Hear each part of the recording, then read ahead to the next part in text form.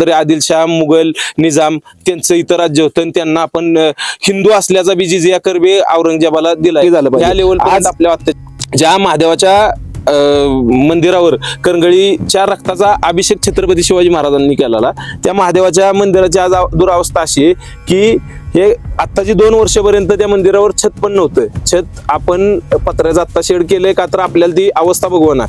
ते पत्र्याचं शेड केल्यानंतर पण जर स्थानिक वन विभाग आपल्यावर गुन्हे टाकत असेल तर मग आपल्याला विचार करण्याची वेळ आहे की जे लोकप्रतिनिधी आपण निवडून दिलेत तर त्यांची काय जबाबदारी आहे का नाही. लोकप्रतिनिधींनी आपल्या गड किल्ल्यांवर होणारे अतिक्रमण आणि जी मंदिरांची दुरावस्था आहे ह्याच्याकडे लक्ष देऊन आपल्या जी गडांवर मंदिर आहेत, सरकार आपण म्हणतो हिंदुत्ववादी सरकार आहे, हिंदुत्ववादी सरकार आहे, तर सरकारचं हेच आहे हिंदुत्व का की आता जवळजवळ आपण ह्या गोष्टीचा पाठपुरावा 2019 पासून करतोय. 19 गेलं, 20 गेलं, 5-6 वर्ष झाले आपण त्यांच्या मागे लागतोय. जर ह्याच तुझ्या व्हिडिओच्या माध्यमातून आम्ही इशारा बी देतो, ह्या येत्या वर्षात आपण एक शेवटचं वर्ष म्हणून संयम ठेवलाय. या येत्या वर्षात जर झालं त्यांच्याकडून ठीक, अन्यथा आमच्यावर काय गुन्हे होतील ती घ्यायची आमची तयारी.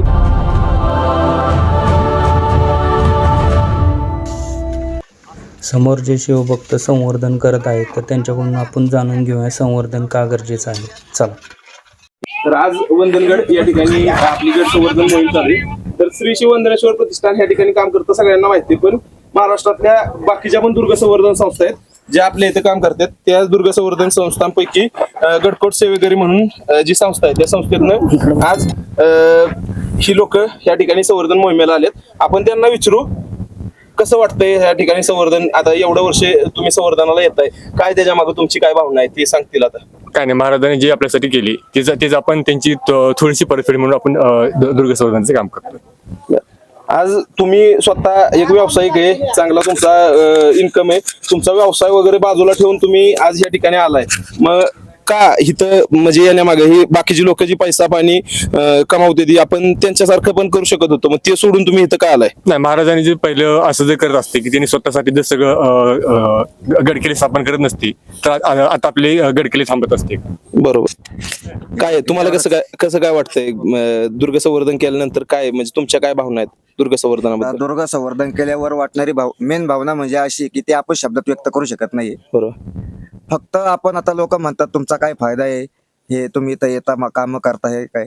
फक्त एक आपण म्हणू शकतो की ह्याच्या मागे एक मानसिक समाधान आहे की आपल्या पूर्वजांनी जे आपल्यासाठी केले त्याचा आपण फुलाची पाकळी म्हणून त्याची आपण एक छोटीशी परतफेड करण्यासाठी इथं बरोबर योगदान करतो. कारण ह्या ठिकाणी येऊन म्हणजे पैसे कमवायचे असते तर कुठं बी काय बी पैसे मिळतात, पण पैशात जी समाधान नाही, जी सुख नाही, ती ह्या ठिकाणी दुर्ग संवर्धन करून मिळते असं तुमचं म्हणणं. बाबांकडे द्या, त्यांच्याकडे उलट बोलायचं. आज काय आम्हाला विचारायचंय काय महत्वाचं माहितीये का की आता जी तरुण पिढी जागृत झाली, पण त्यांच्या खांद्याला खांदा लावून तुम्हाला कसं काय म्हणजे आता ह्या वयात बरीच लोक काय म्हणते ती बास आपलं वय झालं नको काय, पण तुम्ही सकाळपासून मी बघतोय दगडी उचलल्यात, पाट्या उचलल्यात, खांदले, हे केलंय का म्हणजे हे कशासाठी तुम्हाला का म्हणा असं आपलं कर्तव्य म्हणून करतोय. अगदी अगदी बरोबर. दुसरं काय मानसिक समाधान भेटणं विषय नंतरचा, पण हे जपणं हे कर्तव्य आपलं आहे म्हणून करतो मी. हो. आणि आपल्या पाठीमागे हे करतात हे बघून तर आणखीन चांगलं वाटतं. चांगलं तेच ना, कारण आता तरुण सक्रिय झालेत ह्या कामांमध्ये, पण तुमच्यासारखी ज्या वेळ येतात त्यावेळी आम्हाला अजून डबल म्हणजे ऊर्जा. उत्तेजना वाढते. बरोबर बरोबर बरोबर.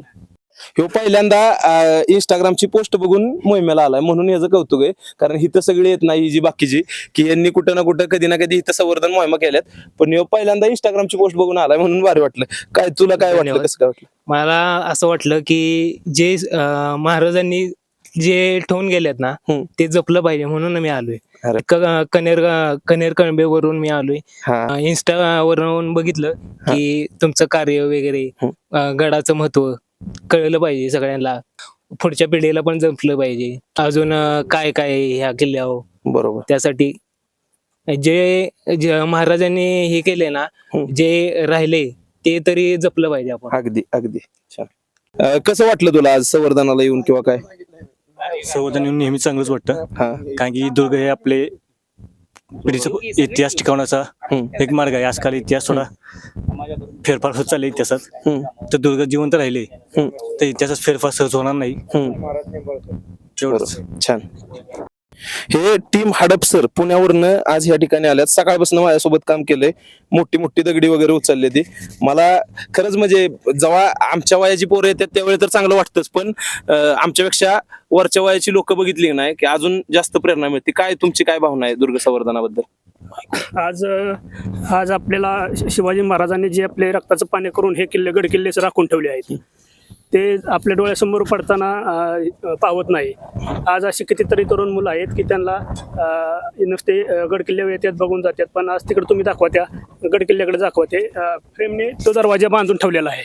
आज जर आपलं घर ज्या माणसामुळं शाबूत आहे आजपर्यंत, तर त्या माणसाने जे गड किल्ले आपल्यासाठी रक्ताचं पाणी करून उभं केलेले ते असे पडताना आपल्याला पाहिल्यावर खूप वाईट वाटतंय.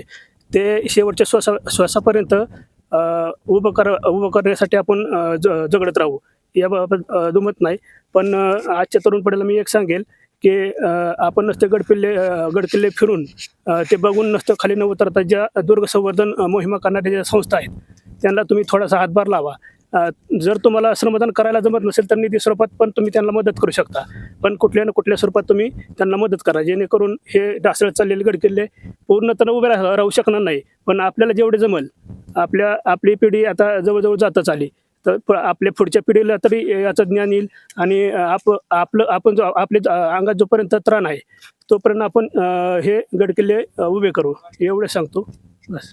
काकांनी इतकं भारी सांगितलं ना आता. ऐकलं का त्यांनी काय सांगितलं माहितीये ना? आपली जी घरं आहे ती आज चांगल्या घरात राहतोय आपण, स्लॅबच्या RCC घरात राहतोय. ती घरं कुणामुळे येते तर आज महाराजांमुळे.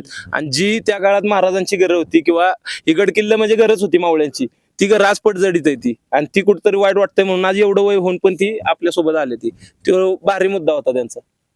म्हणजे आपण कोणीतरी देणेकरी आहोत. हो 100%. प्रत्येक आपल्या रक्ताचा टिपका ह्या स्वराज्याचा देणं आहे, एक एक टिपका. त्या लोकांनी आज संघर्ष केला, लढले, म्हणून आज ही राहिलं. आपल्या आज कपाळावर नाम आहे. त्या टायमिंगला रक्त नाही गाळता आलं, पण आज घाम गाळू शकतो. 100%. त्यासाठी आज आपण काम तरी गाळावं. हो. तर ही जी संवर्धनाचं काम उभं राहिले आज आहे ना, आम्ही 2016 पासून 20, 21, 22 पर्यंत चांगलं लय जोमात काम केलं. पण तिथनं पुढे जरा कौटुंबिक जबाबदारी असतात.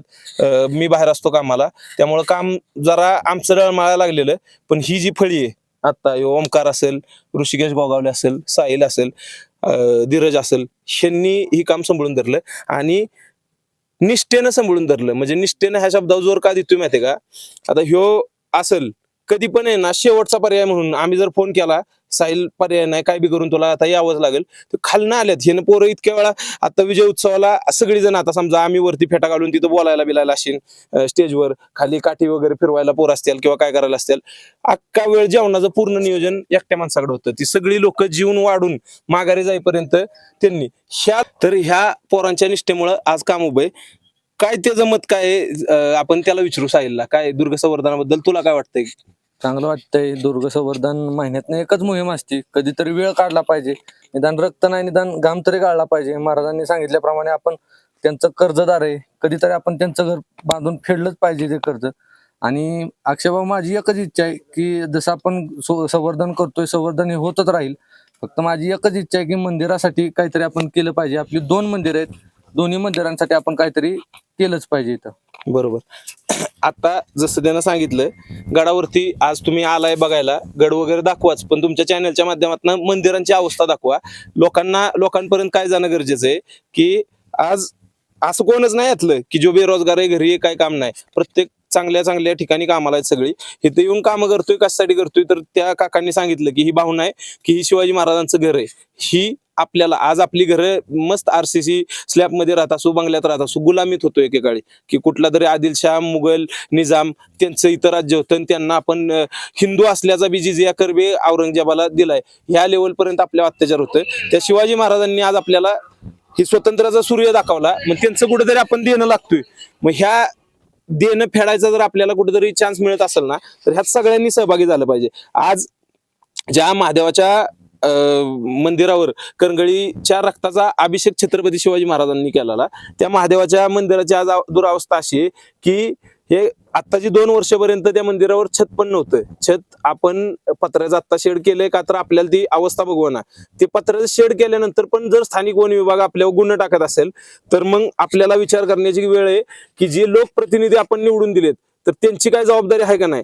लोकप्रतिनिधींनी आपल्या गड किल्ल्यांवर होणारे अतिक्रमण आणि जी मंदिरांची दुरावस्था आहे ह्याच्याकडे लक्ष देऊन आपल्या जी गडांवर मंदिर आहेत, सरकार आपण म्हणतो हिंदुत्ववादी सरकार आहे, हिंदुत्ववादी सरकार आहे, तर सरकारचं हेच आहे हिंदुत्व का की आता जवळजवळ आपण ह्या गोष्टीचा पाठपुरावा 2019 पासून करतोय. 19 गेलं, 20 गेलं, 5-6 वर्ष झाले आपण त्यांच्या मागे लागतोय.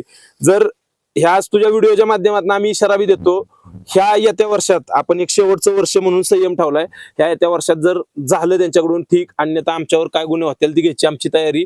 आम्ही ह्या ठिकाणी महादेवाचं मंदिर बांधणार. त्यावेळी छत्रपती शिवाजी महाराजांनी असलेल्या इथल्या म्हणजे ज्यांचं आपल्यावर शासन होतं त्यांचा विचार केला नाही ना, त्याच पद्धतीने आम्ही त्यांच्याच पाईक म्हणून ह्या ज्यांचं सरकार असेल, ज्यांचं शासन असेल त्यांचा विचार न करता आम्ही आमच्या धर्मरक्षणासाठी ह्या ठिकाणी मंदिराची बांधणी सुरू करणार आहे.